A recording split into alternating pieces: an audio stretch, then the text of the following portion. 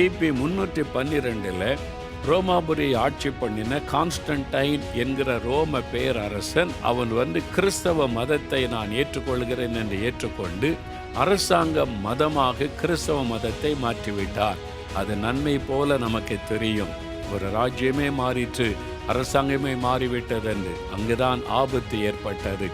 அது வரைக்கும் ஆவியானவர் சபையை நடத்தி கொண்டிருந்தார். அபிஷேகமற்ற தேவ மனிதர்கள் மூலம் ஆவியானவர் சபையை வழிநடத்தி கொண்டு வந்தார். எப்பொழுது இந்த கான்ஸ்டன்டைன் அரசாங்க மதமாய் கிறிஸ்தவ மதத்தை அவர் அறிவித்தாரோ அன்றைக்கு சபைக்குள்ளே அரசியல் வந்துவிட்டது, பதவி வந்துவிட்டது. அது மாத்திரமல்ல, பாரம்பரியங்கள் வந்துவிட்டது, பதவிக்கான போட்டிகள் வந்துவிட்டது, சபைக்குள்ளே உலகம் வந்துவிட்டது. அதுக்கு முன்னால உலகத்துக்குள்ளே சபை இருந்தது, இப்பொழுது சபைக்குள்ளே உலகம் வந்துவிட்டது.